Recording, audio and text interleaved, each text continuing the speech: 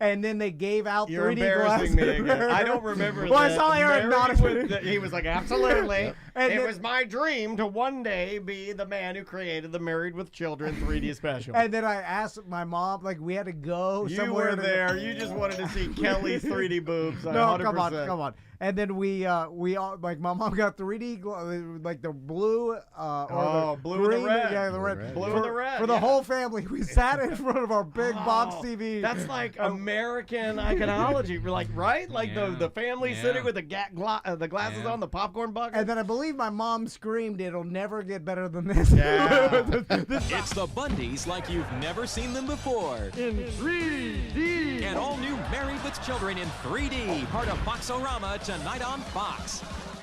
All you have to do is do those things, and Just then they're copy watching them. you, and then they'll just do it. Just copy them. So, like, whenever they're wearing something cute, I say, "You look really nice today in that. I love those pants on you." So then they just do it. You know how they say thank you? With TC and I always talk about, and I'm bragging a little bit, but, like, I don't have to tell my kids to say thank you. They genuinely feel thankful when somebody does something nice for them, which I love so much. I never taught them to say thank you. I just, like, we just say thank you to them or, like, to other people. It's So just they just commonplace, learned it. yeah. So if you lead by example, then they He just zoned do out, those I saw. things.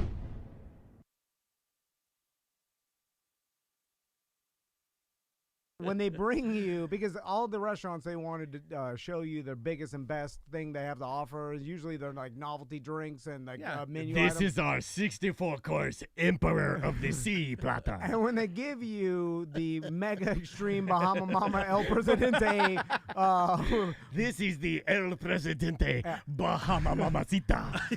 don't drink the flaming Bahama Mamacita. That's my drag name. don't then drink the whole thing and then On an empty stomach or just on a cheese stick stomach. and then Did you get sick on camera? no Diarrhea. Oh, you but I got did crash the boat into a dock drunk because I was shit faced. He's never admitted that. Mark that. No, I've told you. And then No, you've told the story, from but what- never openly they're admitted. like, this is our King Margarita at 64. I was drinking the whole fucking thing. And then there's a bunch of time waiting for because of lighting and shit. I'm like, God damn it, they You give me a just White need Claw. one sip for the tape. Well, I'm That's not used to it. They give it to me. I'm like, free. Free, 2 by C, free. And I'm driving, so the fucking door. Reason number 5 why the pilot wasn't picked up. Like kind of writing a new song for you. Guy's a loose cannon. So cowbell, oh yeah. Crash into Captain Joe's dock, and everybody eating dinner is fucking like, oh shit! There's fucking cops down there. Is that Tom Van from 2 by C? Oh my God, film it.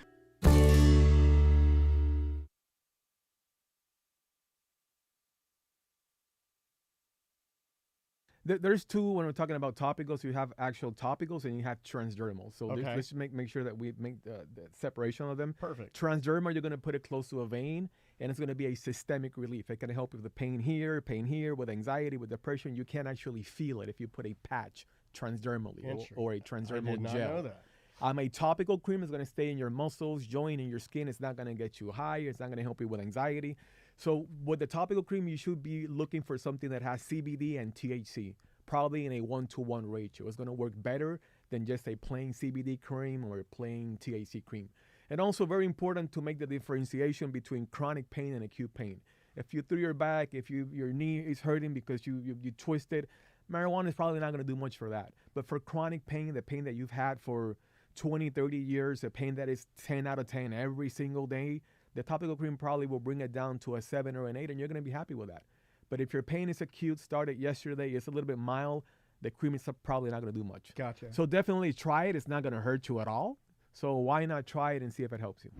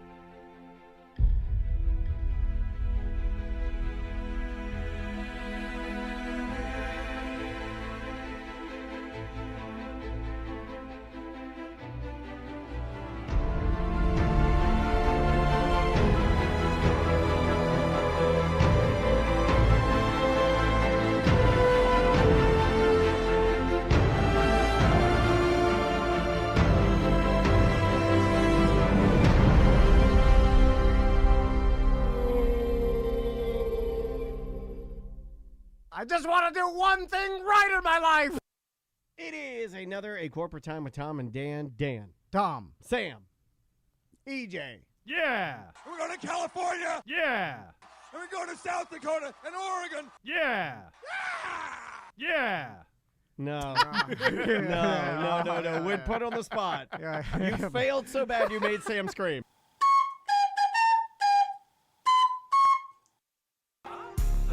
Make your baby daddy man. Pop that pussy, babe. Make your baby daddy man. We in this motherfucker and we bout to trap a bag. Fuck it up, babe. I wanna see that ass twerk. Well, another thriller that's out, or it's coming out soon, is Quiet Place Day One. I saw that. So you saw the movie? Yeah, I saw it about a month ago, 3 weeks ago. When did it come out?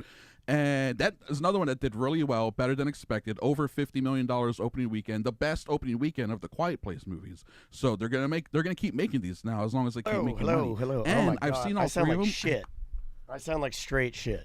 Yeah. That is a getting sick, Danny. You got a hot Miley Cyrus thing going on. Thank you. Thank you. I'm a wrecking ball. Well, it's just the long Thanksgiving weekend. Yeah, but I can feel it like it's settling in my face. That's what I'm she getting said. heavy cheeks. Yeah. Heavy cheeks.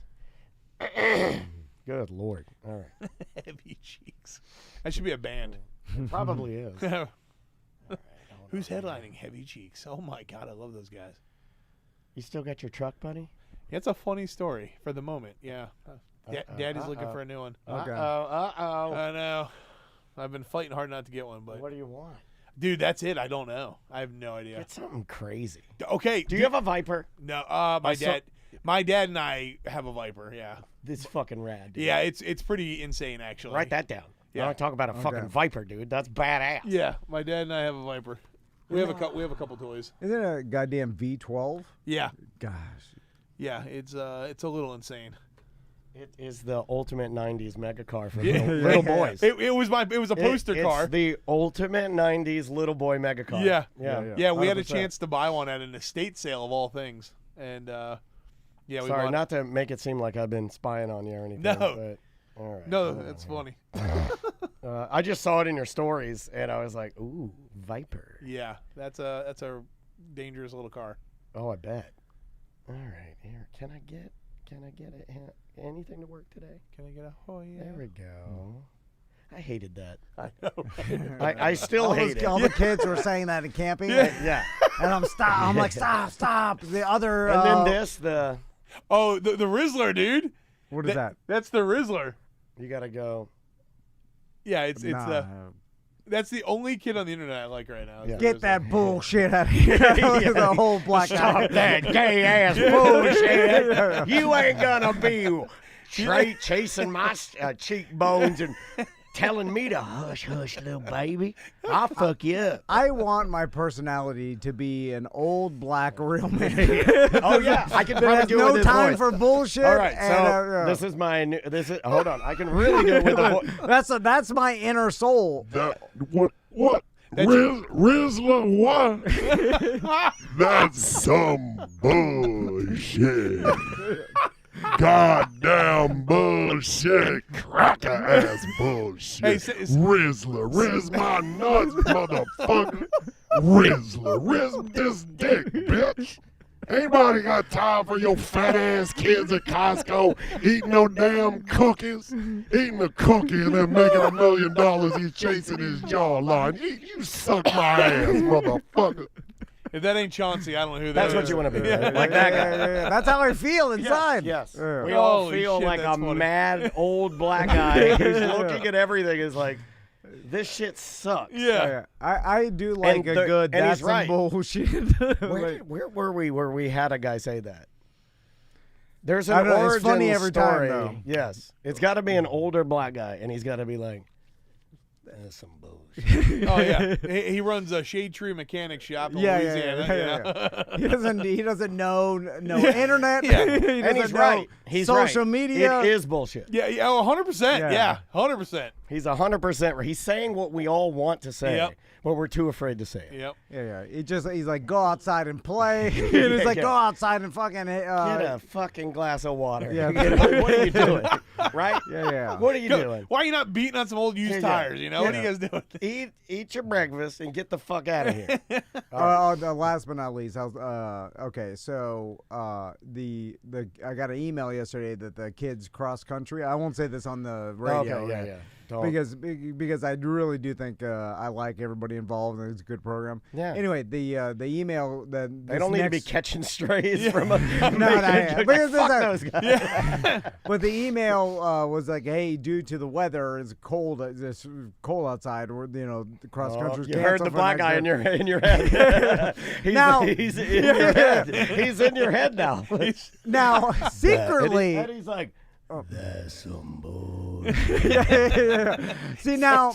Starts creeping. Yeah. Now, it's I gotta be honest. I was secretly happy, okay, because I don't want to get out there fucking too cold. It's cold. Like, I agree. This is a good warm up. Yeah. But then I did want to be forced to go because if they hadn't canceled it, I would have made sure to get my fucking kids up. They'd have been bitching about the cold. We'd have been there, fucking miserable, me and the kids, and I would have been like, "This is good. This is what needs to happen." But they canceled it. And I was like, oh, there's an important lesson to learn. So you're conflicted in your head. Because I feel like they do. Because I don't want to go to that shit either. It's too cold. And then we're going to run around the goddamn field at fucking 45 degrees. But again, the old black man inside me. That's some bullshit. I said that's some bullshit. We need to get out there, toughen these kids up. Anyway, that's my. That should be an entire clothing collection. That's some bullshit. That's not bad. That's pretty good. I like the bad. You're thinking of your business. This guy's got the goods. Always on it. Great warm up. Apologies for my pipes, but we'll make it work. All right. You want to start, T? Yeah. Here we go. 3, 2.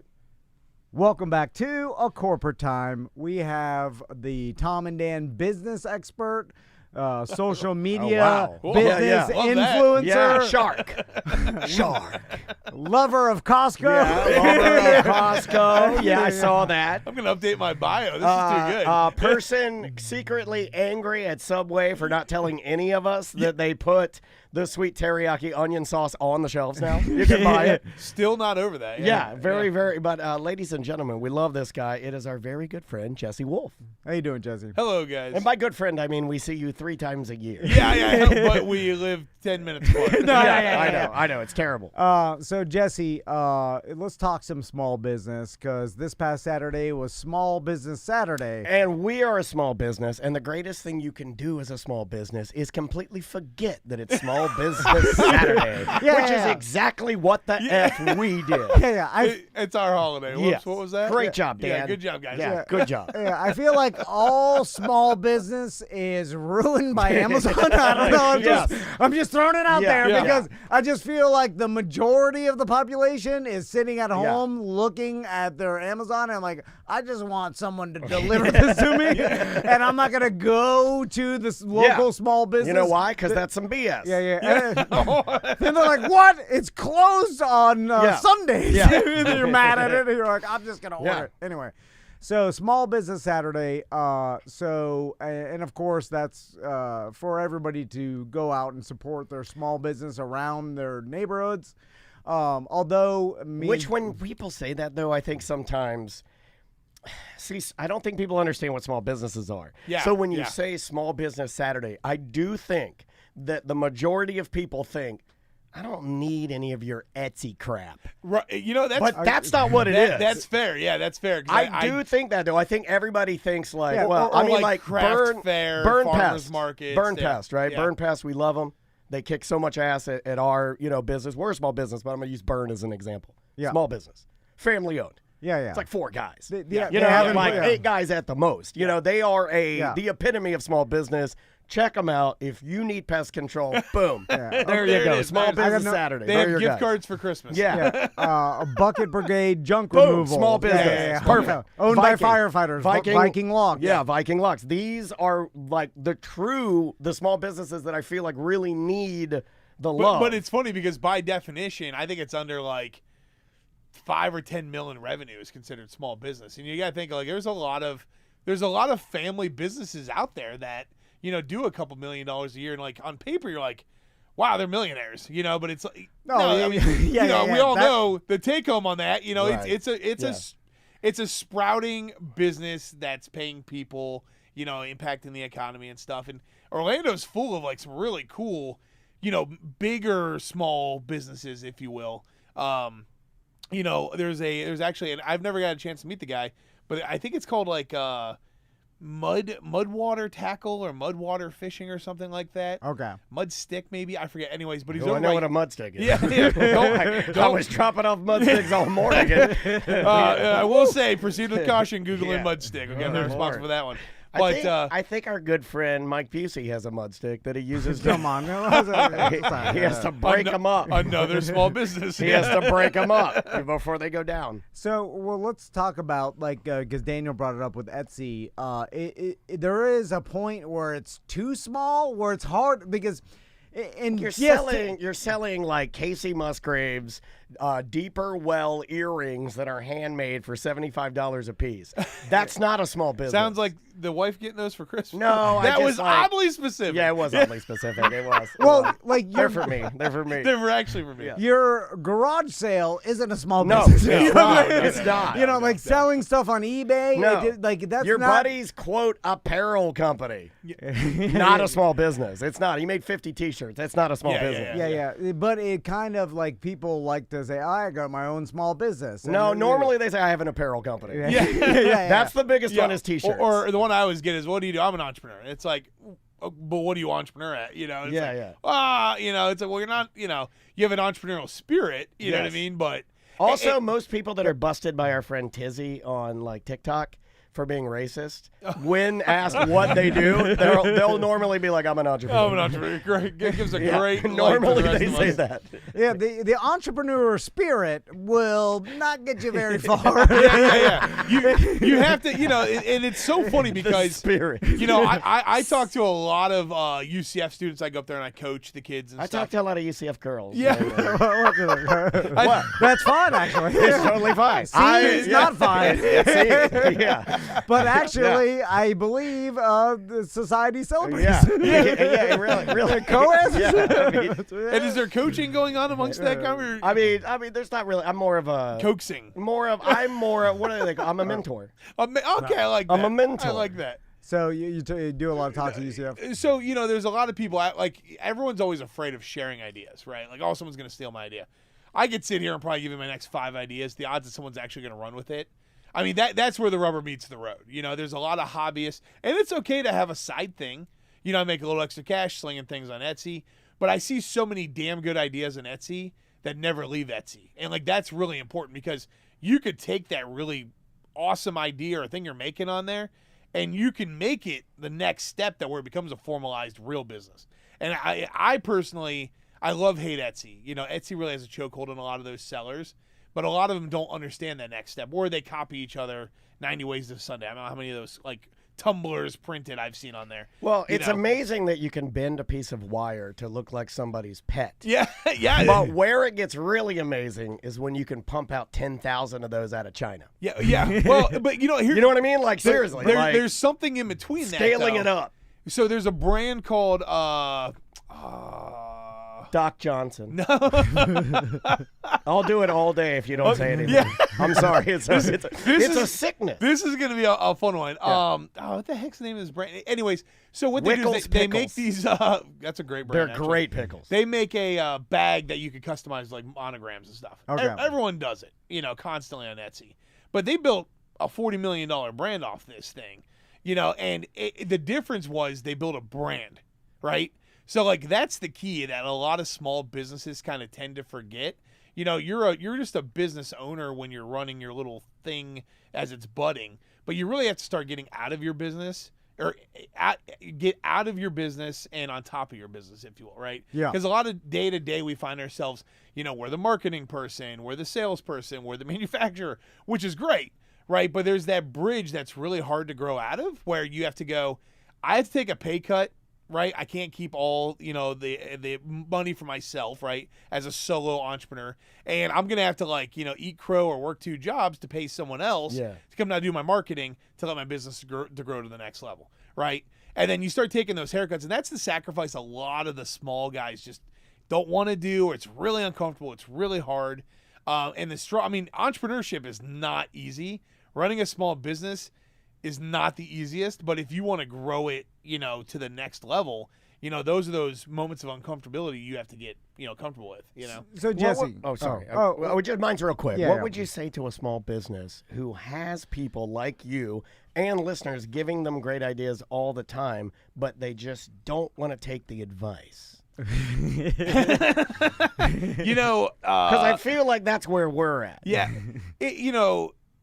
It's kind of like anything. Because right? honestly, we know best. Well, you want to lose weight? You'll lose weight. I do want to lose weight. Well, no, I'm just saying, right? Like, you want to eat healthier. You can lead a horse to the water, but you can't force it to drink. I know. And honestly, I get calls weekly from people. Of all sizes, from people doing $200,000 to $200 million. I kid you not. And it's like save our brand, save our company. And it's pretty repetitive. I pop the hood on these businesses quickly. Yeah. I go through them and I'm like, it's A, B, and C almost every time. They're hemorrhaging cash. They're overspending on certain things they shouldn't be. Or, small business style, it's like, dude, you're in your business every day. You need to get out of it and on top of it. And I always try to tend to look at a business like driving a one of those big cargo ships, right? The captain's not down in the cargo hull, like looking at ratchet traps. He's got a team that does that. He's not You've dropping never anchors. seen Captain Tom. Yeah. that's a different cargo hull. I could put my cell phone on FaceTime and just put it in front of the steering wheel, and then I go down there and fix the engine. It's too tough. It's too tough. Double the time. And then I'm just looking where I'm going as I fix the engine. I can do it all, Jesse. Okay. And this is a prime This example. comes back to taking not taking the advice, right? Yeah. I appreciate the ingenuity. Okay, that's very creative. God forbid you lose reception. The boat is just hitting everything. Well, baby. you gotta take chances in small business. Okay. This is a perfect segue into something that I have thought a lot about, and I want to get your opinion on this, There's Jesse. nothing he hasn't thought a lot about. I'm intrigued. Daniel and I have been, owners. Did you tell him I want to buy a Jeff's Bagel Run? yeah, that's a good business. But owners of T&D Media for over a decade and has been running successfully. Which massively that's a big deal. Thank you. Now, when you say successfully, that's subjective as well. And this is where I want to talk to you about something that I have come to realize, and it may not be the right. Small business is a subjective business if it's always small, right? And that my point being is I find myself telling myself, don't think like big business. You're a small business. Do what big business can't do. And so one of the things that I used to think all the time is the success is making the most money possible, the most revenue possible, and so that's the mantra of a big business, right? That's what they live by. Yeah, that's a that makes corporation's sense. Yeah. main goal: most revenue possible at all times. Right. And that's what they live by. But as a small business, you don't necessarily need to think like that, because what could happen is if you think like that, then you're kind of a slave to that mantra of big business. And sometimes making the most money possible is not necessarily what you're in this for. If you're in this for more than just building this business for pure monetary reasons, it could be building a job that you want. Well, right. And that's a lifestyle or business, a community, right? or and there's something special about that, like acknowledging where do I want to ultimately be with this business? Because at a lifestyle business, let's take a landscaping company, right? Yeah. You can make $200-300 grand a year with you and another guy, running around doing landscaping and simple, things like that. Pretty easy. You know, and you're making a good living. You know, it's easy. You're only managing one person. Lingerie landscape. Well, You know what? HOA might not approve, but I'm into it. Yeah. We're in and out. It's quick. It's quick. By easy, I think Jesse means that it's not. You It's don't have to think out of simplistic the to box. run, right? Yeah, obviously the work is hard, Sure. but you may like that. Yeah, and yeah. you're thinking like I know a lot of landscapers. Yeah, definitely not easy work. Yeah. No, but no. they like Easy business to run. they like the exercise of it. They like being outside. Yep. They like Make their own hours, do what they want. Yep. They're their own boss. Yep. They actually enjoy the landscaping part of it, and then you're right, and it's like you're building a lifestyle business, and a lot of times that people forget about that, and then they. Yeah. And it's okay. Like, I mean, those are beautiful businesses to run. Yeah. There's a lot of mechanic shops that run like that. That are, again, it's not easy work, but it's an easier business to run because once you start going, let's talk landscape again. Hey, I want to grow this thing into $1 million revenue. Well, you're going to have a couple trucks. You're going to have a couple mowers. You're going to have 5 to 10 employees. Well, now you've got maintenance on equipment. You've got employees to manage. You know, people are calling off. I mean, that's drug problems. Yeah. Oh my God, the drug problems. is that with the lingerie? Lingerie landscapers. Yeah. Oh my God, they would come to us with drug problems. This reminds me of an old parable that I'm going to screw up. I love it when you screw up parables. Yeah. So there's a Mexican fisherman. Oh, this is just a racist joke. I like that. Yeah. that there was a businessman saw this Mexican fisherman on vacation, and he was going out in the morning catching some fish, coming back, and then having some beer with some friends, and then selling the fish and spending time with his family. And then the businessman goes to the Mexican fisherman and says, like, hey, I see you're only catching like what you need for the day. You can turn this into a bigger business, start catching more fish, getting more employees to catch other fish, start a fishery, blah, blah, blah, build this business up, and over the next 20 years, then you could sell this business and then be rich, and then all you have to do all day is fish and have beers with your friends and spend time with your family. Yeah. And he's like, I'm already doing that now. Yeah. And so what? But I think he said it more like it was like a cooler way, right? Yeah, He would have been like, Well, he said it like a Mexican fisherman. doing that. And this is the greatest thing I have. One day you will know what true love is. Right? Yours sounds a little cartelish, actually. It does. It does. Like, well, I live in nothing but stereotypes. I feel like he's very successful. He's fishing for non-fish fish. Everything that comes out of my mouth sounds just like a TV stereotype. Yeah. Everything. So, Jesse, have you seen an example like that where someone, you look at someone's business and you're like, man, you've gotten too big or to the point where this is not the job you set out for it to be, and you don't want to do this, and you were actually happier, smaller. Yeah. And you know what it sounds like? It sounds like salesman to manager. Like when my dad went to be a manager, Oh, and he was I hate like, it. I hate this. Yeah. He's like, I can make just as much money or more being a salesman, and I love it. servers and bartenders say that all the time. A bartender would get, be the general manager. Like, this job stinks. Like the bartender job, I way enjoyed better. that. I get to talk to people. I make I have a little more You freedom. don't have any responsibility, right? Like as a salesperson, that's a great example. As a salesman, it's just you. It's your show. You talk to your customers. You're not managing anybody. You're your own show. And going back, it just depends on what you want to do, because like what I do these days that I end up getting into is, I'll take basically a small business. Either I build them or, I meet somebody that's like having problems or struggling, and we'll team up and we'll grow that thing to an exit, right? And that's the path they want to do.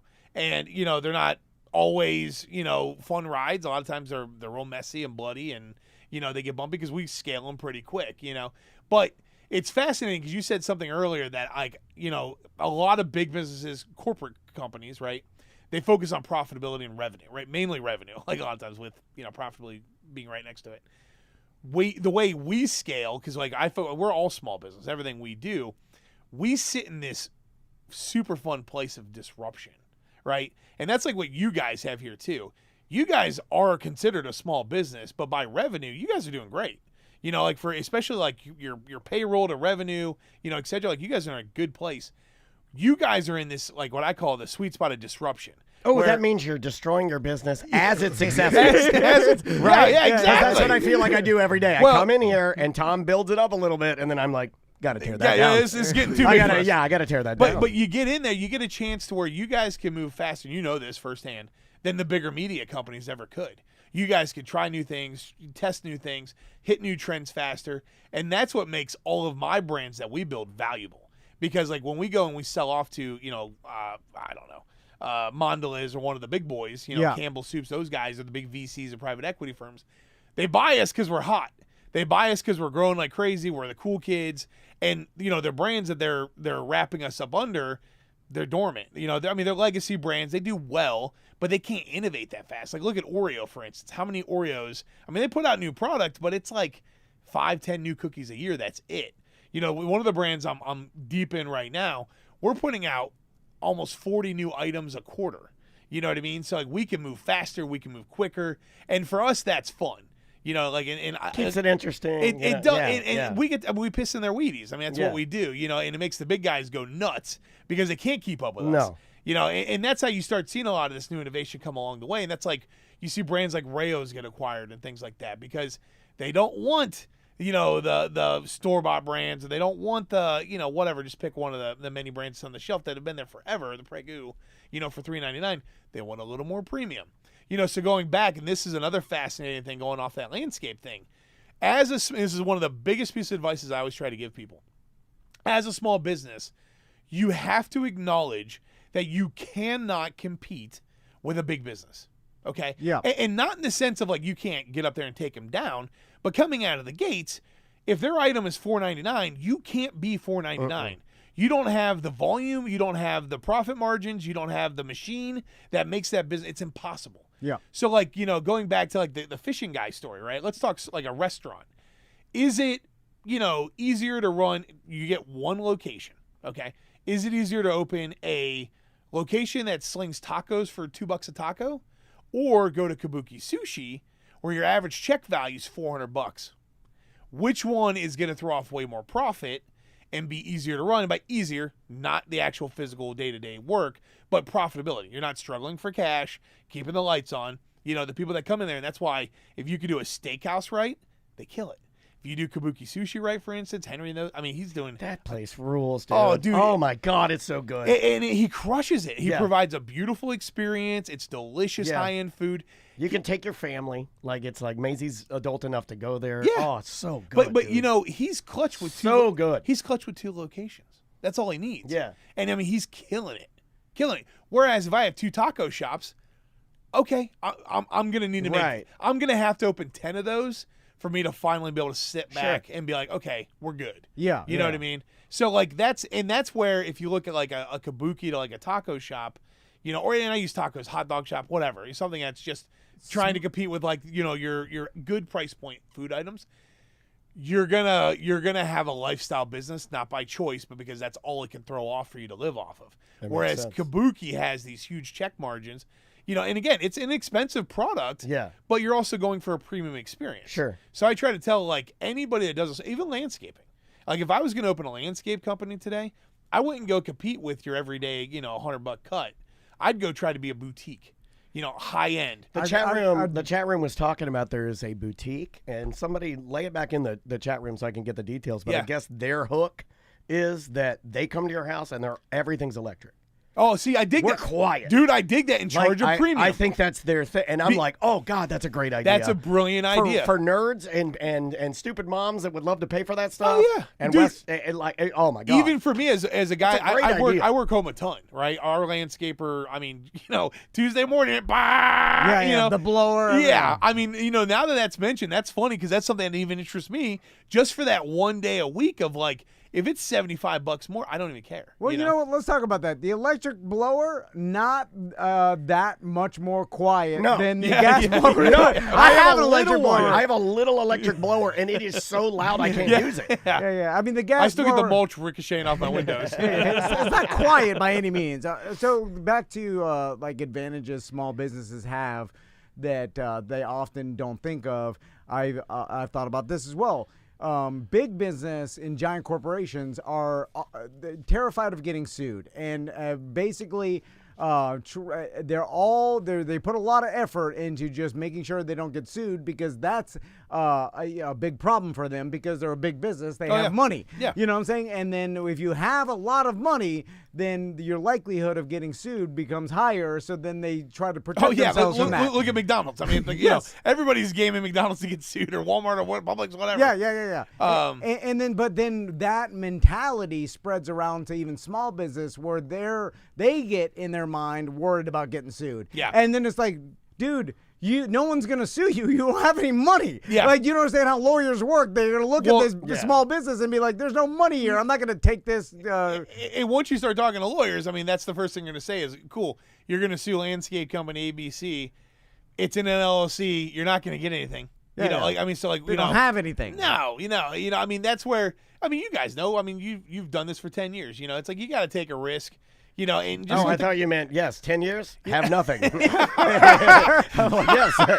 we do know that. You have a very nice scooter. Okay, I pass it 3 times a week. You guys know, you are 10 years and you've got nothing to show for it. Very successful. But and I'm sure you've seen that before, where people are like, "Oh, we can't do this. We're gonna get sued." And you're like, "Dude, no one's gonna sue you. You're like, you have to take chances." And I'm not. And listen. I mean, you can get sued, but it's, the likelihood is way less. We've gotten lawsuits over the years, you know what I mean? And we've never had one go past the initial threat, you know what I mean? And they've all been over just randomness, you know what I mean? So, I'll never forget the first time I got one. I was fetal position, corner of my office. Yeah, it's scary. It's very scary. You know, but now I get served, you know, if I get served a lawsuit for anything, I mean, it could be, I mean, my God, we've seen all sorts of things. The most recent one was a name claim that they said we got too close to theirs. It was actually over, we actually got served by Champagne, France, because we used the word champagne, because it's got to come from Champagne, France. You know, to be named Champagne. I've heard that. Yeah. So, which I always thought was ridiculous. Oh, dude, we did too. It's so, like very Super Bowl-y. Yeah, oh, dude, bro. So we get this letter at our company, and my co-CEO is like, should we worry about this? Like a country suing us, basically. And I'm like, that's a new one. I've never been sued by a country or a city in said country. Yeah. And it was basically a cease and desist, but we weren't making champagne. It was a product that accompanies champagne. So I was like, have our lawyers send back a letter. I mean, this is what we do now. You know, it's like, screw them, send it back. You know what I mean? If you want to fight us, let's, you know. Yeah. But they're not going to. They just bark to see if you back down. We haven't heard back from them. It's been fine. Yeah. You know, and most of the time it's because it's cheap to send a letter. Once you start the $500 an hour attorney, the businesses don't want to. They just send a letter. Letter's $250, baby. In fact, I got a buddy who started, and I don't recommend doing this, but it was hysterical. He started his entire company and this is years ago, back when we were all in college, by basically, using trademarks he didn't have deals with. And it wasn't because he didn't want to get the deals. They just wouldn't listen to him. So, you know, he would sell the product, get a cease and desist, stop selling it. And he would just go through it all, Marvel, all of it. And eventually he actually, I forget the brand, one of the big ones sent him a cease and desist. And he's like, oh, sweet. Their marketing team's on here. Reached out to him. And they actually were like, oh, we'll do a deal with you. And that's how he got his first deal. His first licensing agreement. he just wants to get the cease and desist. It was the crazy, because after like the third one, he's like, wait a minute. Who's sending this, right? So he almost used it as a tool. That's how he got his first license. That's clever. It was really smart. That's really clever. I don't recommend it. I'm not giving the legal advice. It's a different way of going about it. It was smart. Because, again, they're just like, hey, stop doing this. They know you're a small business. Yeah. It's different if, like, Target starts selling unlicensed Disney stuff. They're going to blow $10 million of, product out in a week. Right. But a small business, Disney just wants you to stop. You know what I mean? Like, try, for the most part. Now, I have seen Disney start cracking out recently. That's a different story. But, that's how he got his first licensing deal. So, creativity, man. Yeah. Back to kind of like what small business is and how valuable just the name of like calling something a small business is.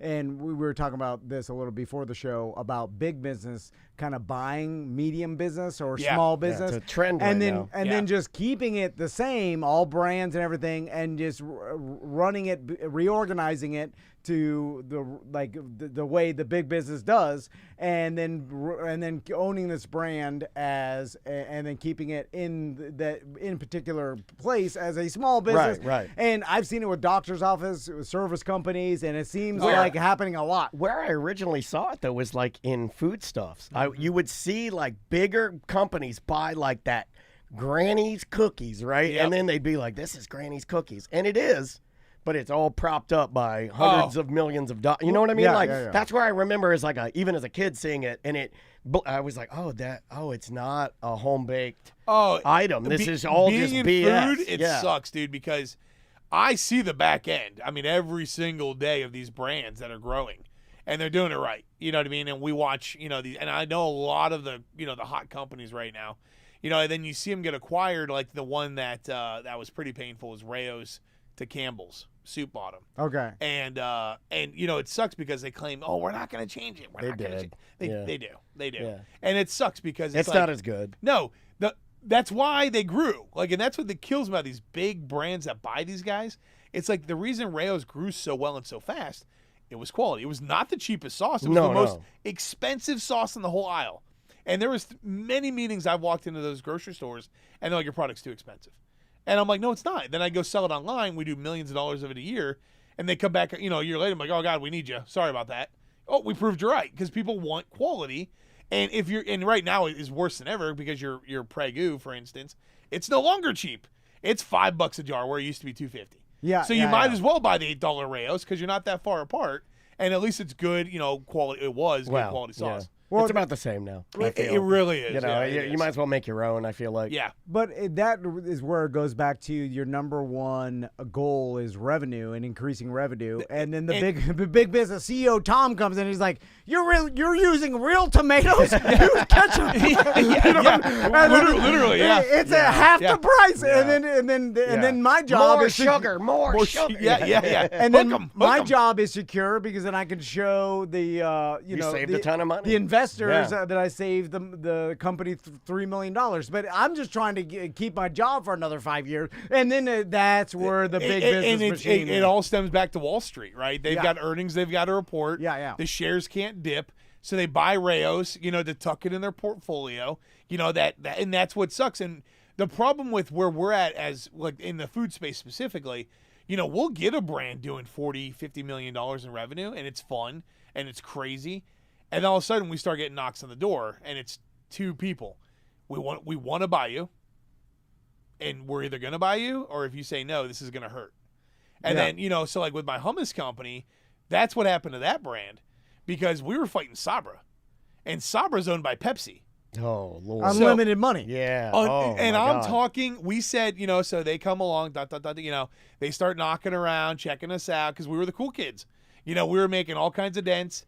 And then we even kind of tormented them a little more by going into other categories. Like we were the original innovator of going like chickpea into new salad dressings. The aquafaba the plant-based mayo. Yeah, nobody was doing a plant-based mayo before. Like you guys did it with the chickpea. Yeah. And we had a bunch of innovation teed up behind that, like going into like the chips with the chickpeas and stuff. And the whole point of that was to protect ourselves from Sabra, who was coming in. So like there was one point where our yearly marketing budget was like $2 million, which was a ton of money for a small business. Sure. That's a ton of money, And that's to put things on sale, to promote it, within the stores, etc. Ask us what ours is. Yeah, what is yours? I couldn't tell you. I have no idea. Tom got real quiet. Tom's like $33. There's a strategy behind keeping everything secret. Yeah, nice. But going back, so ours was $2 million for the year, and Sabra was spending $22 million a month against us. So like in the North Carolina, like the Carolina market alone, they were doing buy one, get 4 tubs free. So they can afford to buy, because the grocery store doesn't give those away. Right. We as manufacturers have to pay for that. That's on you. Yeah, so in order to not lose their market share, they were just making sure consumers kept eating Sabra. And I mean, that's a bloodbath, to try to keep up with. You know? Can't. Yeah, it was rough, but you get creative, and you get in there and you kind of figure out new ways to fight them and beat them. And ours was again, being a small business, we were nimble. I knew right away that when we started seeing the writing on that wall, because it was me and another guy who were another small hummus company. Yeah. And it was called Hummus, I think is what it was called. Great branding, cool product. It was like, kind of barbecued themed hummus, if you will. So I was like, oh my God, panic. Like we can't keep up with this spend. So what did we do is we started creating new products because I knew I could bring a product to market faster than what PepsiCo could. PepsiCo takes like 2 years to bring a product to market. Yeah, they pull the factory and everything, shut everything down. Literally. Yeah. It's just too long. Just to get the idea clear. Turning a cruise ship. Oh, dude, exactly. Brand new branding. Yeah. And we're down there, in our dinghy, doing donuts, Yeah. So that's why we ended up doing the salad dressings because we knew they couldn't keep up with our innovation, pipeline. And that's how we were able to, we weathered the storm and got through the other side. And Hummusphere, unfortunately, didn't. They try to compete them, just, apples to apples. And that's what you just have to do is realize who you're going against and, kind of plan. It's a pick your battles kind of a thing. Is Odang still I think they closed, didn't they? So from what I understand, because from the sensitive side of things, and Tom and I did talk about this. I mean, obviously you're a businessman. Yeah. I am not. I'm more of a musician, I'd say. Yeah. That's an easier way to sum me up, right? An artist. An artist. An Well, I don't artist. like saying artist, but I'm great with let's crayons. just say I'm weak. So, as a weak man, is there a part of you that, thinking about that, is there a sensitive side of, man, that was my baby. That was my... it hurts. That was... It does I hurt. wondered if it matters. Oh, Jesse, you got to be Because stone cold business killer. Did you think he was a killer? Screw that. On to the next one. It's dead. It was weird because when I took my business killer. Well, it was weird because when I took my exit does sound nice, from that actually. company to the private equity company that acquired it. Yeah. You go through all the emotions. Yeah. Scared, hurt, excited. I mean, it's all of it. And I kind of made a deal because I exited and 3 months later I started to see the change. I started hearing people from the company were like, oh my God, they're Let's doing this put with it. doo-doo in our hummus. Well, they I've were got an idea. They were changing the back end of it, and I was like, oh God. So I sat myself down one day. Literally, I did this, and I was like, you got to process it, man, because this it's not going to be fun. You have no idea what's going to happen to it next. And you have to disconnect, right? I did. I Yeah. did. Yeah. So when I saw someone tagged me in probably 6 months ago that the Odang website was officially shut down, I heard grumblings that they were gonna. So again, what happens is they'll wrap up the IP, right? Like the co-packers, the manufacturing, the product pipeline innovation. They'll wrap it up under a new name. So I don't know how accurate it is, but supposedly there's a celebrity chef that they're rolling 3 brands under. So he's gonna suddenly come out with this hot new line of products.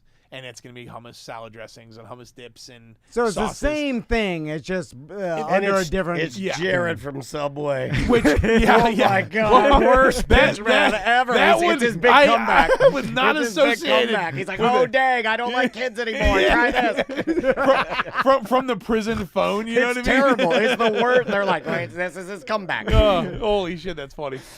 So Jesse, let's end with a small business paradox that I see, and you went through it. And, I'm right here. Yeah. And so, entrepreneur, you for yourself, like we just talked about, you started this hummus company. You started in the local markets. You built it from nothing, right? Literally nothing.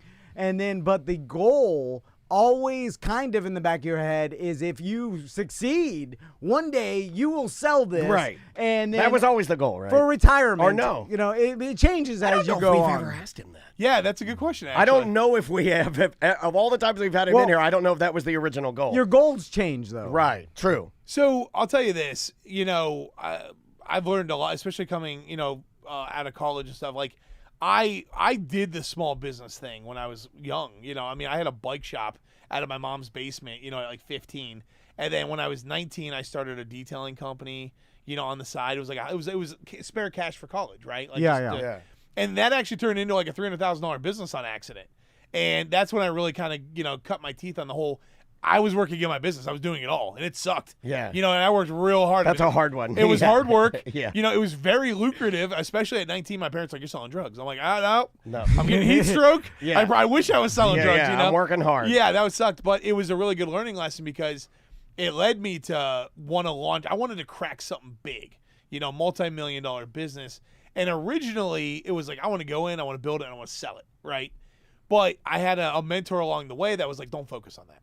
And he was like, build it, just build the dream. Don't stare that far down the road.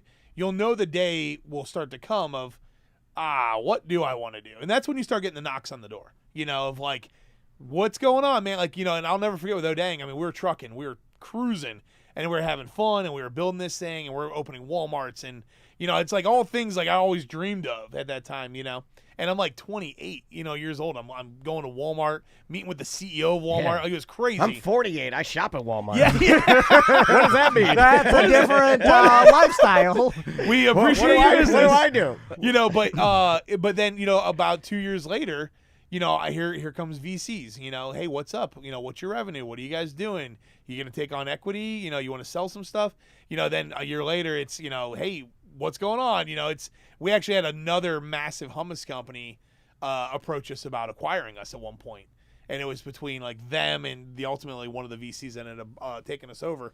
And that's when I really started kind of processing like, what's the plan here? You know what I mean? Because sometimes, you guys know this, entrepreneurship is really hard. Like, I don't care what business you run, it can literally be, if you take an Etsy store serious enough, there's going to be stress. You're going to get, all the way up to even the stuff that like we do, you know what I mean? You better love doing what you do. I mean, that's if you do it just for a paycheck, go get a job. It's way easier. It's way less stress. The worst thing you could do is start a business doing something you hate, because then it's a double negative. You know what I mean? Yeah. Like that's really hard to push those hard days. But if you do something you love, it's fun. Like even now, like I go to trade shows, they're all weekend. I don't, and like normally you're like, I got to work the weekend. This sucks. Those I'm like, this is gonna be awesome, dude. Yeah, because it's stuff you like. Yeah. The trade shows are a blast. Well, and we've talked about this before, but like, let's go back to landscaping company, right? Yeah. You like, let's say you're DeBerry Joe. You love, He does. He was just in there talking about it. He loves it. He loves it. I love that guy. Hitting your routes, your customers. They're happy. You keep everybody happy. And if you don't like them, you can fire them. You make as much money as you want to make, which is also another perk to owning a small business that is rarely discussed. Is you are in charge of how much money you make. Right. And that's a powerful thing, because then if you want to make more money, who are you going to complain to? Like, you make more money then. But also, we flood the coffers and then we drain them all. Yeah. out. Like we flood them and then we cut it in half, all the money just to me and Tom.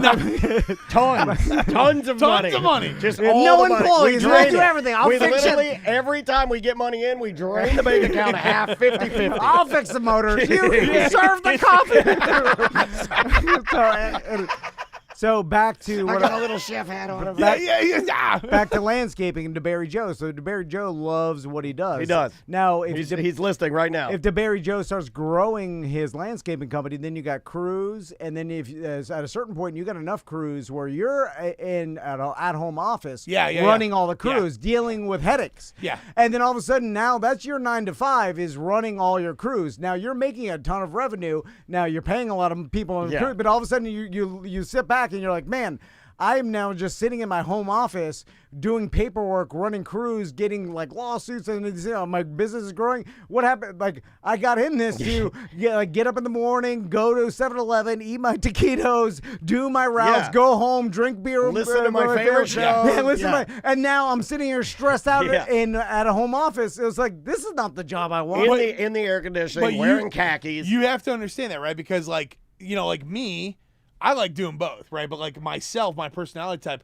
I like building. Like building is fun for me. I've seen a lot of entrepreneurs like the building process, not so much the running, the CEO. The entrepreneur and CEO is different. Yeah. Completely different. And it's funny because I like tearing things down. One of the reasons I like destroy. I like to destroy. You ever seen the game Rampage? Yeah, you would be a great private equity person. That's what they do. I want to destroy brands. Nuke them. Yeah. No, it's funny because I like being a builder and a CEO until exit. And like with Odang's case, for instance, the pathway was obviously one day potentially to roll it into a big guy. Well, what happened is, like in that capacity, you'll usually get a contract for 1 to 3 years to go work under someone at Mondelez or Kraft or whoever. you're corporate, baby. I mean, now you're, and that's who I fight every day. I don't want to be a corporate shill at a company with a bunch of yellow red tape, like slowing down what I can do. So that's where I tend to always take the exits a little earlier because I don't want to do that. I mean, I'll do it if I had to. Right. It was some insane deal. I wouldn't be happy. Yeah. Because then I'm literally wearing, dress clothes to work. Right. And that's what I'm avoiding. That's why I don't want to do it. So, like, going back to the landscape thing, if you hate an office, there's a way to bring in a co-CEO to do both, where it's like, dude, you run all the bullshit I don't want to run. I'll run the teams out, and there's a way to do, and that's where a partner is really good. Whole nother long conversation around partnerships and stuff like that. But, you do have to be careful because I've seen businesses fail, and then I've seen businesses successfully fail, which is really strange. They grow too fast, they get too big, they implode, or the owners get really upset and depressed, and it happens because it's like, dude, I was really happy 2 years ago. Yeah. That's where I wanted to stop on this journey, but they also didn't want someone else come in and help them carry the torch because, like, sometimes you build a rocket on accident. I mean, it happens all the time, and sometimes the original founders are just not good CEOs. They're ideas people. Yeah. Or whatever. Happened to Peloton.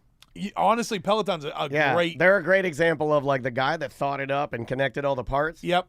I mean, nobody else could have done it better than him. But running that company, they ran it. He destroyed it. They destroyed the company. They grew so, and again, they did a cash grab because of their investors. Yeah. During COVID, yeah. They blew it up way too fast, and they had no backup plan on the back end of what happened. They to were COVID. building. I mean, they're building. They were building a factory in the States. They were like crazy. In the stuff. States, that's the worst place for a factory. That's exactly what I businessman said. Tom. Yeah, and it was like on premium real estate in like Michigan. I want to say so dumb, it dude. was like No. really But- dumb. Yeah, but really Third dumb. world. Yes. What Yeah. are you doing? What Go are to you doing? Turkey. And it's fascinating because, again, like one of my favorite things to do is to study trends. Shanghai. Study Shanghai. Yeah. Road trip to Shanghai, like Yeah. that. They missed the mark on that. And that's what big companies do all the time. I mean, they I don't know. They have teams worth millions of dollars that are supposed to be like, catching these things. But it's funny because, like, in our space, all the young up and coming brands are the trendy ones, and it takes the big guys way too long, to catch up. And Peloton's a huge victim of that. They should have. I mean, they should have went out and they should have bought a cycle bar and just rebranded it. And overnight, they could add a bunch. And ironically, Peloton's for home. Okay, but someone I saw in the chat real quick, someone asked, like, what about brick and mortar? Yeah. People are like so afraid to do brick and mortar because they think Amazon, you guys brought that up earlier, is killing everything. Amazon's declining. Like, believe it or not, like the amount of people that are trying to sell on Amazon, it's really a lot of things are reverting back 15 years ago. People miss shopping in person. People miss going to things in person. I like shopping in person. I do too, dude. Yeah. I do too. Because the balance was thrown off, and Way then the off, pendulum always swings We went a little bit. in too heavy. Yeah. Yeah, And then, 100%. and then we're coming out of like a time where we lived in the internet, and we're like, we're not ready for that yet. And like my son likes stores, and then sometimes going to like, so you're finding the balance, and you're right. It's everything's like, oh, it's rocketing all this way. Well, it comes back a little bit. Funny too that the chat room, multiple people saying that their children enjoy shopping. Yeah. That's Like the thing, like the whole chat room lit up with like, oh yeah. We grew up with it, right? Yeah. Like, I mean, for yeah, us, but these are new guys that are like they've never had it, and they're like, what the hell is this? I would be super curious if they took like the Fashion Square Mall right here, 1990s, just redo the entire thing. Get every store like we grew up. Small amounts of product. You don't have to go crazy. No, but then drop kids. It would work. Oh my god, I think it'd go nuts. Well, have you been? When's the last time? Like, Hold on. Yeah, we got to take a break. Okay. We love talking to you. Same guy, same. Yeah. Well, Jesse Wolfe, plug your social real quick. Yeah, just so people can find you. Yeah, at real Jesse Wolfe, REAL Jesse JESSE Wolfe, WLFE. All right, we will see you tomorrow. Yep. Bye. You mind staying for another No. quick segment? Because it's interesting. All this stuff is good. Because we can kind of go into like just throwing out business ideas that we think would work. You know? Like I saw a couple on the internet, and it's never been a better time or it's never been an easier time to market yourself. Great. It's like, and that was the huge hurdle for most small businesses is how to market yourself. You go in the yellow pages. Yeah, it's like, right. And now with social and internet, it's like, God. It's fascinating because, like, to your point, like in the 90s, it was all about location. Yeah. Some of that's still true. But, like, with social media, it doesn't matter anymore. Because, like, I can have it go viral. I mean, you watch the most random-ass places go viral now. And they're like the Black Hammock, airboat rides. Well, that's not location. It's buried back in the woods of Lake Jessup, And it's like if you gave me the keys to that, I could make that a destination. And because people are searching airboat rides, and guess what comes up? Because that's how everybody's looking for something. If they had a good social media team on that place would be a spectacle, But then first there's an old airboat granny that owns all. Exactly right. And then her son, who he runs it, and he's like, "I'm not taking my flags out of here." Yeah. And so there's a lot of things and they may not want to turn into corporate airboat rides, right. But you could definitely do it. Oh, yeah. You could put 5 different tour airboats in there, increase the docking area stuff. Start running super social media campaign. Get some airboat captains to run rides. And then booking online, they maybe not want to do that. Right. So it's right. hard. You just unlocked a memory. River Ranch, the yellow airboat we were riding in. Yeah. The captain pulled up late. White Mercedes convertible. Yeah. Tumbler of rum. Do you remember that guy? Yeah. Fucking, he go brrr, and he goes brrr, and he pulls up. Tumbler of rum, takes a couple sips, puts it back in the car holder, walks over to the boat, fucking fires that thing up. Yeah. That guy's living the dream. That guy's awesome.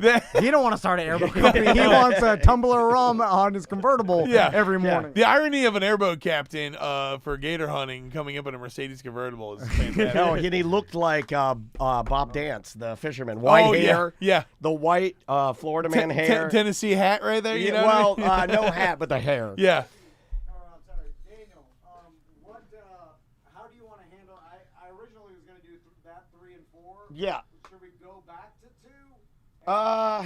2? Whatever you want to do, man. It's fine. I just named it 3 and 4, so I can go back and split it. But the problem is if we do this, if we do that segment as 2 and 3, and this segment as 4, then I feel like that may be weird. I can cut that. It's fine. Yeah. So okay. Yeah. It'll be. Yeah. all right. Sorry if I talk too much. No, dude, you're fine. You're fine. And It I makes even it marked easy. the one little edit, so we got all that. We're good. Let's do another. And then 15. Big Tim. I think we were supposed to interview him. Nope, 11 a.m. Oh, God, man. Where we might have no luck. How bad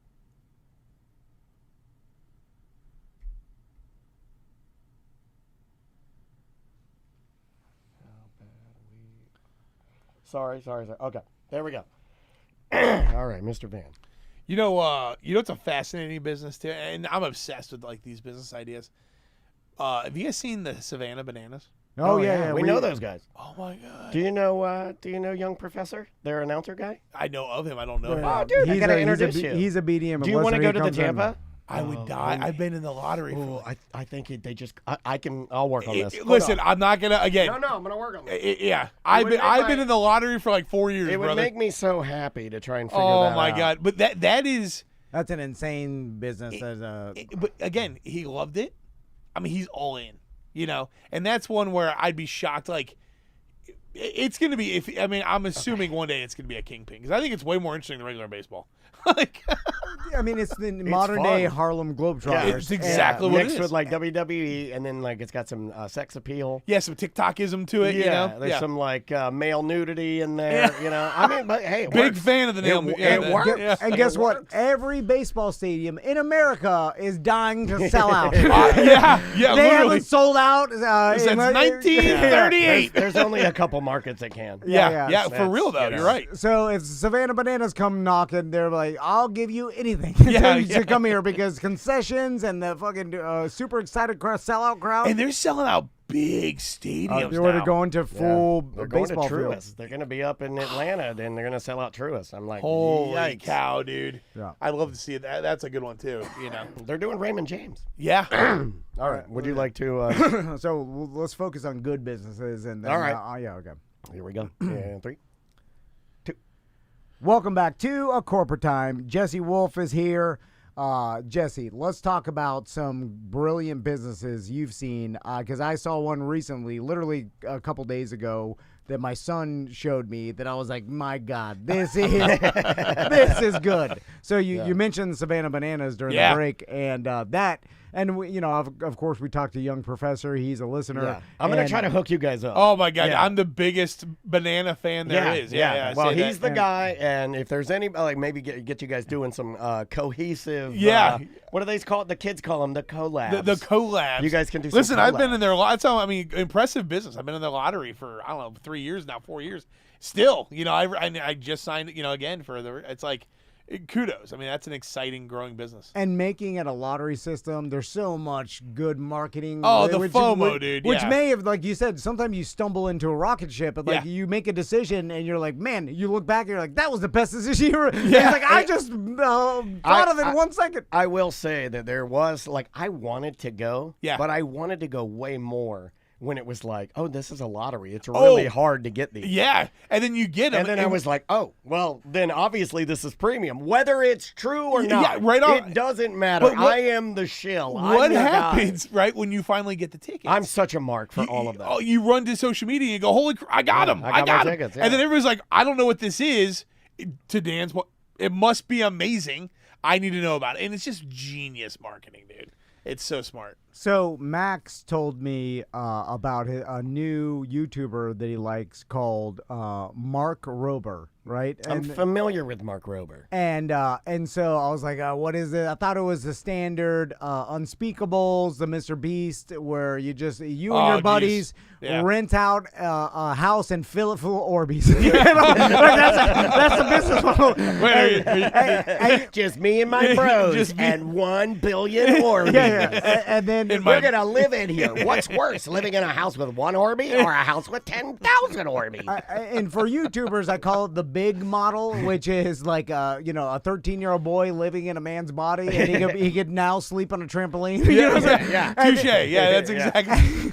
And then I didn't take a shower for 1 whole year. And then so every kid loves. That's so funny, dude. But every kid loves it because they're like, I want to live I want to fill my house full of Orbeez, and then they have no responsibility, even though behind the scenes these guys are disgusting, stinky teen boys. Listen, I know Unspeakable. You guys are on a crazy production schedule, and you're stressed out, and you're slapping your old lady around. You are. You are. And you turn off camera. She tells you to do something. You hold her by the throat. You like, I am unspeakable. And you never question my videos. And you can't get up in the morning without a couple Percocet. Oh yeah. You're just like every other businessman. Before you film, you have to get a couple of Tito's to stop the shakes. So this Mark Rober, I thought was going to be the same exact thing. I'm like, all right, how many Orbeez does this guy have? And then I started watching it, and it's like a young, cool science experiment show. Chat room's telling me that Mark is now on the renewed Yo Gabba Gabba on Apple TV. So he would be the cool science guy. Oh, dang, dude. Yeah, that's a good get. That's crazy, That's a good get dude. if he's on Yo Gabba Gabba. Yeah. Listen, a giant corporation owns this guy. Don't be fooled. I mean, because as soon as I saw it, I'm like, oh, God, he's rich. If he's on Apple TV, I mean, basically, he did a deal. Yeah. So basically, he does science experiments, and then it's all, and it's nothing outside of the box. It's all the same stuff, Mythbusters. It's a house full of Orbeez? No. It's making elephant toothpaste. It's stuff the Science Center does. Obviously, it's like you doing the rubber band water or the air blaster that blasts out a tube of a fart cannon. A fart cannon. Fart cannon. And then you got to do all this. And then he sells a subscription where you get one of these a month. It's called a KiwiCo Lab subscription box. Yeah, it's Crunchy Labs, I guess, is the actual company that Mark Rober, and then so he does YouTube content. He gets people to subscribe, and then he'll play listener videos. And I'm watching this whole thing, and I want to know what this is per God. month. What is this? It's like $30. Oh, that's a good price point. That's a great price point, actually. Because we're sitting at the $2.95, and that was stupid. Who thought of that? No, you're getting. No, it's a good one. It's good. You're getting something in the mail, and then it's like, oh, put together this little science experiment. Put together the fart blaster. Put together the. Oh, this is cool. But what is sell though? Because as parents, you're like, oh my God, this is educational. Of course, I'll get this for my kids. Yeah, but it's not. It's just Chinese junk. It's just toys. It's just Chinese junk in a box. I respect at least the somewhat educational piece. I also like making the kids put together their own Chinese junk. Yeah. Well, It's like, now you're the Chinese kids. Here's my thoughts as a parent. I was like, well, this is 75% better than the House of Orbeez because there's nothing educational. Oh, I go higher. I go higher than 75. Yeah. Do you know those guys make me so angry? I go 90. Yeah, because at least tell us how you feel. I hate those guys. And you could tell. Now, here's the thing. I'm no fool. Like he sold. I don't know how this guy started. I don't know the story. But he for certain a giant production company or equity firm bought at least 49% of this guy's company and then said, hey, you run it, we'll give you the production crews, we'll put money into it, and then you have to turn this from a $5 million business to a $100 million business, and he's on his way. Do you want to know? Yeah. Okay. He's a former NASA engineer, popular YouTuber. Checks out. Funded Digital Duds, an online Halloween costume company in 2012. He sold that to a UK-based company in 2013 to get more money. Holy cow. In 2021, he did the Crunch Labs, like you said, and then as of 2024, there's no information, but it has been acquired. Bingo. Bingo. Absolutely been acquired, but it's so fresh. They don't have a number on it yet. Because billionaires are people in charge of billions. They have teams constantly scouring the world, finding opportunities like this. And then when they see it, they're like, come in, offer this guy, because we could build this. They know what the possibility is once you put the corporate machine behind it, right? Well, and it's growth, right? I mean, that's where they come in. They think they can help is, they dump a bunch of capital behind it to expand it, and that's the sweet spot for like private equity, VC. They come in, they try to buy something, that's doing 50 to 100 million, and their goal is to take it to $1 billion to $5 billion, and then sell it off again. You know what I mean? To one of the juggernauts. You know what I mean? And if you look, my heart broke a couple weeks ago. I love Jersey Mike's. You know what I mean? And Jersey. I saw that, and they're keeping on. Cancro, what's his name? Yeah, Peter Cancro. Yeah, the founder. Yeah, if you will. So what's fascinating about a model like that I don't know why I follow so much business news. Yeah, like I know a lot of business. You're secretly into it. You know his name too. I'm impressed. I think it's because of Tom. He's rubbing off on me. I think he's rubbing off on me. Nice. It bothers me. His name is not Mike. Dude, okay, me too, I was man. so mad. I was like, me too. I was like, just change your name to Mike. Yeah, dude. If you're giving me $8 billion, I'm now Mike. Hello, you know what I mean? My daughter thinks that was a weird Freudian slip. My daughter thinks that Danny DeVito owns Jersey Mike's. You know what? I'm okay with that. I'm actually into that. If we're being honest, I love J Mike's. And again, I try to always support local. It's my favorite thing to do. But what's weird about a J Mike situation is it's someone local that owns that shop, right? Yeah. And that's there's maybe like a Chipotle. Chipotle is all corporate owned. Yeah. So like franchisee, it's still technically a small business owner. And this one over here by us is spectacular. The whole crew in there is amazing. But boy, when they sold, that was an interesting one because I'm like, I went to Blackstone, and Schwartzman and those guys. I'm like, what's the plan? So I really, just because I'm a nerd, I dug deep into what I could find. And it looks like from what I'm reading is they're trying to fuel expansion. And they're trying to basically go all overseas now with Jersey Mike's. Yeah, there's a lot of stores too. Yeah, a ton. And I want to say, is it like thousands? Thousands. Because when I hear thousands, I go, oh, it rattles me. I'm like, oh God, I think it's like 1,300 stores or something. It's crazy. Big American sandwich. Your hands are so small, I can't even place it in your hand. The French eat salad for breakfast. What a big American sandwich. They put the triple meat on the. They put the triple meat. Again, that's the French. It actually sounds better with my voice. Being it does. It's pretty good. Triple meat, the baguette. So Jesse, another thing I wanted to talk to you about because I know you have at least a little bit more than the rest of us inside info on the show Shark Tank. Yeah. And when I started looking, I was like, is Shark Tank still around? I can't keep up. Every time I tune in, it's like, I think that's 175. Yeah, there's a lot of episodes. Yeah, there's some old ones that you'll see it, and it's like the TV square. Dude, I still replay on that, and I was 2015. I mean, so it's constantly replaying and rerunning. So I found out that it is still around. Yeah, they're on season 15 or something. And then I think season 16 just ended, and I was like, and then they're casting right now again for this next season. But they got different sharks this year. Yeah, well, Cuban stepped down. Yeah, they're starting. And that's who took Cuban's place? Who? He's everywhere. Jelly Roll. No, come on. I want to start that. I want to start that. I want to thank my mama. I want to thank my daddy down That's a good in jelly prison roll. and all my fans. That's a good jelly roll. You're gonna love I jelly do love rolls. jelly roll. Jelly Big fan. rolls, southern flavored boogers. Yeah.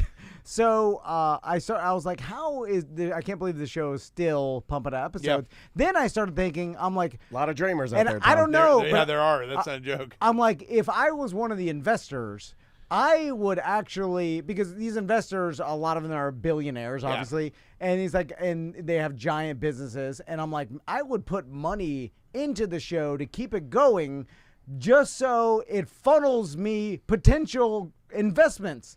You know what I'm saying? Because that's a huge money. One of these turns into $100 million.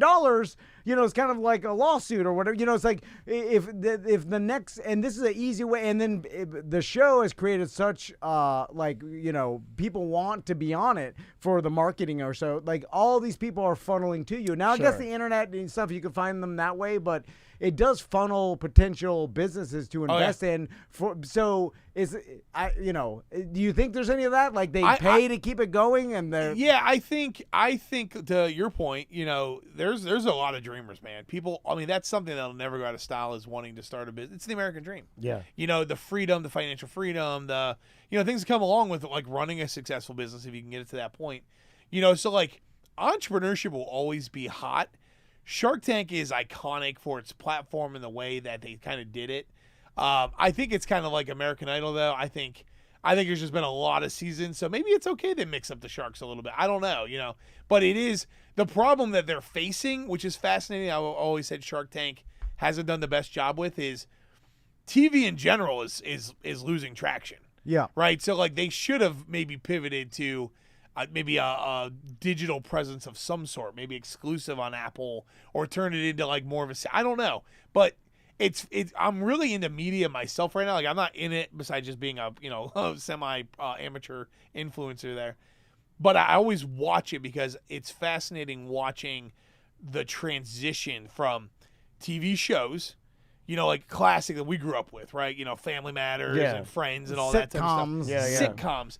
To then they go to now Netflix and they drop it all at once or they drop it in halves. And I don't know if people even have the patience anymore for sitcoms. Like, think about it. We really don't have, you know, these. I mean, we had 2.5 Men, like monster sitcoms. I only have enough time for one broccoli-headed teen to throw a jug of milk at an old lady. Yeah, right. Yeah. That's all I have time. And then I swipe to the next video. Yeah, and that's it because, it's funny. I was watching this thing the other day about, have you been on TikTok and you've seen the videos? They're movies that people chop up in like 90 sections. Yeah. And people are like, I don't have time to watch a movie. I only have time to sit on TikTok and scroll through all the clips of the movie. Yeah. And I'm like, wait, what is happening there? You know what I mean? So, like, should they pivot to a platform like that? I have to admit something. Go ahead. I watched the entire Terrifier 3 movie on TikTok in sections. In sections, right? In sections, There's something because weird. I wanted to see the horrible scenes, and I didn't. You can't find them on like regular internet. But you can find everything you want on You TikTok. can watch an entire, and it's funny because terrible you'll catch thing. You the can movie. find boobs, everything on TikTok. TikTok's the Wild West, man. It's wild. And that attention. So, like, again, I'm a big person of disruption. Like, we're talking about Savannah Bananas disrupting baseball. Yeah. You know, changing the game. I think NASCAR, like, if I had the money, I would love to Savannah Bananas NASCAR. I think NASCAR. That's pretty good. It's genius, right? Yeah. I think it's due for disruption. I think, it's boring, it's over bloated. Yeah. You know, golf was kind of the same way with PGA Tour. Hence why Liv kind of came through. Yeah. But I think you could Savannah Banana golf too. Put a figure 8 in there. Yeah. Why don't we get? Hold on. Why don't we get a little of that Saudi money behind the NASCAR? And what if the Sheik is driving? I'm telling you. Hey, he gets the caution laps. What did they say in Wicked? The best way to get people together is to have a common enemy. Yeah, right? You gotta have the Sheik driving the car. They have lost a lot of that WWE. You know, like they're villains. No, I'm sure if you talk to a NASCAR guy, like, oh no, this guy's the villain. But he's like, no, I need a skull car and a shooting red smoke. You need to start. I mean, the NFL is, let's say, good at business. They're this next Monday game, I think, is Green Bay, and I forgot who they're playing. Detroit. Detroit, Green Bay, Detroit, but they part. game. They, Good game. it's a Simpsons game. That Dude, it's so rad. So rad. Oh, I haven't heard about this. Yes, this is so sick. And so basically, they've already done all the voices for it and stuff like that. But and so it's of course an alternative feed, so you can watch the regular Monday night game, or you can watch it with your kids. I'm gonna watch it with Max Oh and Tommy my because they God, love the dude! Simpsons. I'll watch the hell out of that. I know. And- They're hitting on the things we grew up with and we love. Yeah, and it's getting so new smart. audience, younger kids. Dude, I watch the Manning brothers. Yeah. I don't watch the regular feed. I watch them because I'm like, this is way more entertaining sometimes than just, especially if it's a game you don't really care about. I'm like, those guys Well, are that's what I use hysterical. gambling for, Jesse. Yeah, yeah. The rest of us use Touche. gambling. Yeah. I need to watch a regular feed because I have a lot of money running on. Yeah, exactly. Dude, this is crazy. Like this is. It's genius, right? Yeah, it really. Describe what they're gonna do. All right, so December 9th, Disney and the NFL will present the Simpsons Fun Day Football, real-time animated broadcast, the Monday night game between Cincinnati and the Dallas Cowboys. We got that wrong, but that's okay. Sorry. Yeah, Cincinnati, Dallas. Yeah. So basically, how it's going to roll out, it'll start at 8. The Dak game will be Prescott will set bench. in Springfield's Adams Stadium with Bart Simpson supporting the Bengals and Homer supporting the Cowboys. Oh, Homer, you got screwed. Yeah, hardcore. Like, that's lame, Set- right? set- That's set a by Cowboys design. fan. Yeah, by yeah, design, by he got design. the Cowboys. Marge and Lisa will be there. They'll do player interviews. Maggie's going to operate the Skycam. They've done a lot of jokes for it. Both characters will participate in key plays. Voice actors, including Hank Azaria. All the actors are back, and they will have real Simpsons enthusiasts that will provide the play-by-play, so you'll have that going on at the same time, too.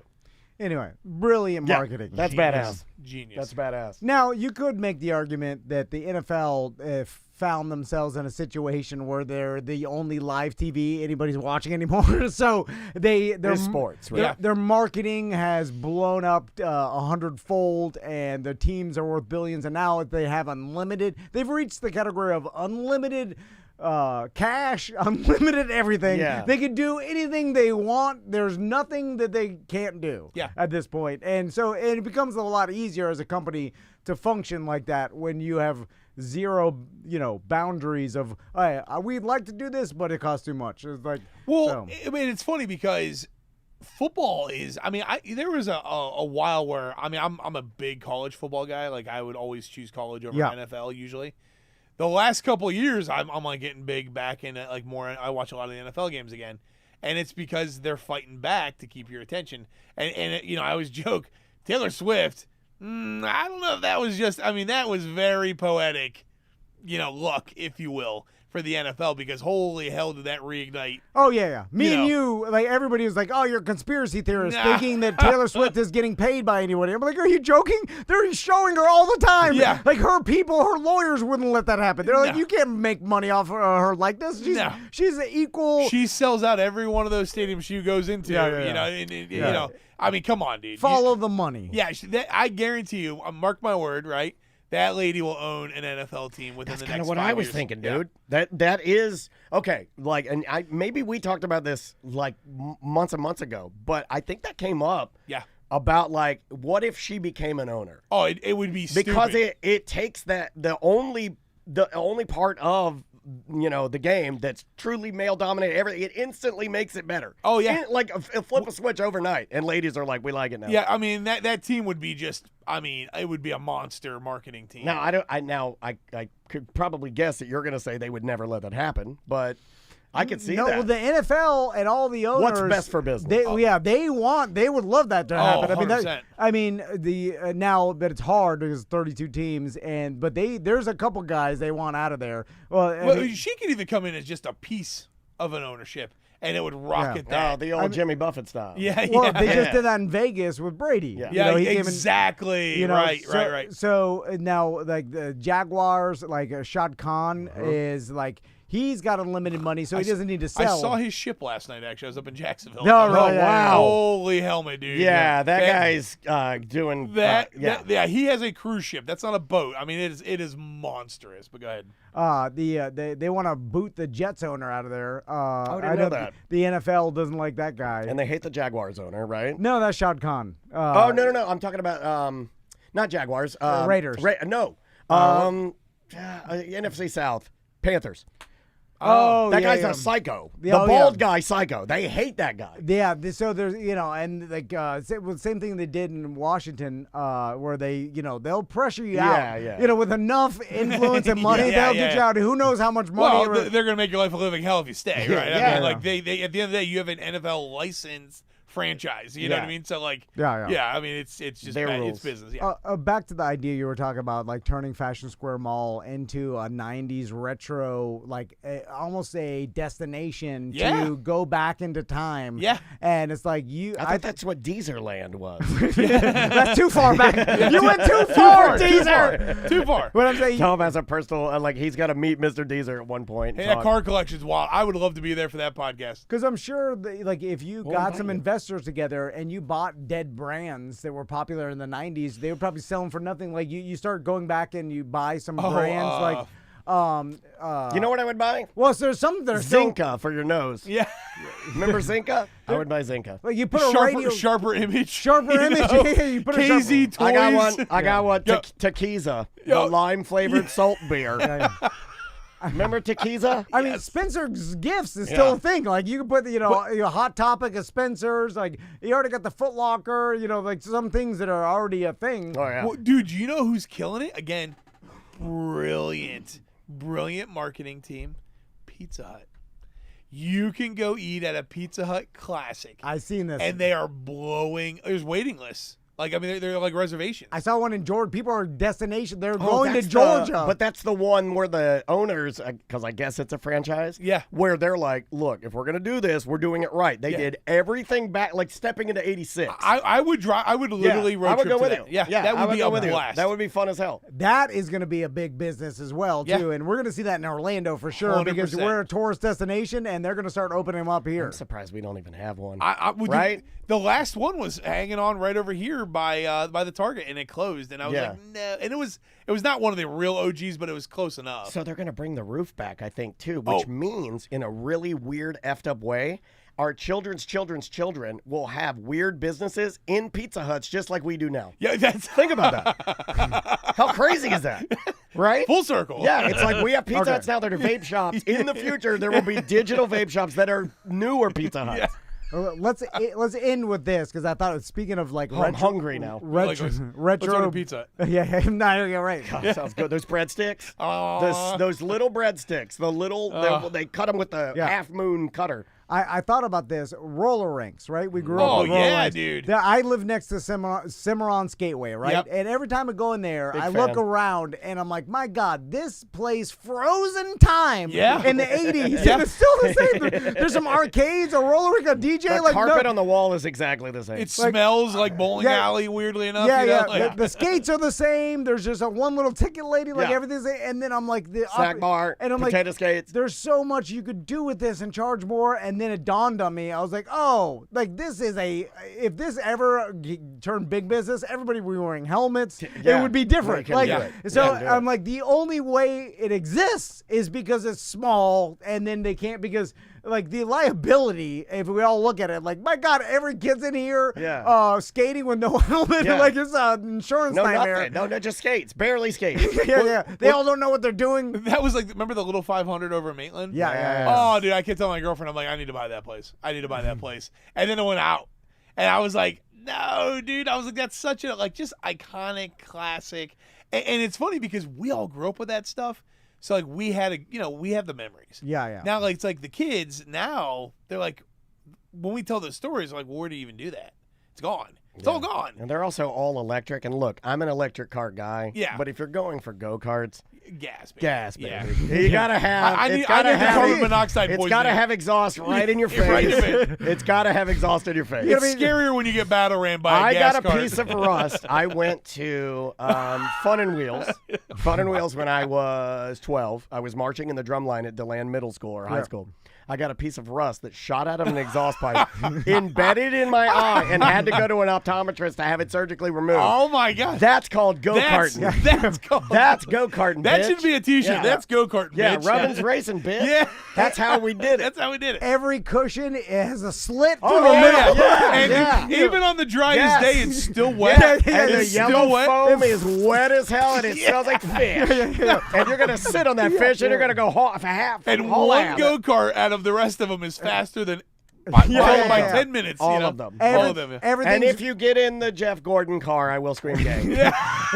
I'll scream gay. everything's rusty. Villain stories. Yeah. You're looking around and you're like, everyone's on crack. Anyway. Why is everyone so skinny here? Because they're on drugs. Is this Ozempic? Yeah. No, No, son. it's No, not. son. That was Ozempic Yeah. in the 90s. Street Ozempic. Yeah. Jesse, thanks so much. We appreciate We it. love you, buddy. Love you guys, too. We will be right back. Got it. We can put that for 2, and then we'll just do a 1 after we eat lunch. Thank you, Jess. Yeah, that was awesome. It's easy to do content with you. I like the title is hysterical. Business expert. I dig that. Yeah, you guys are so much fun, man. Well, thanks for hanging out with us, dude. Yeah, likewise.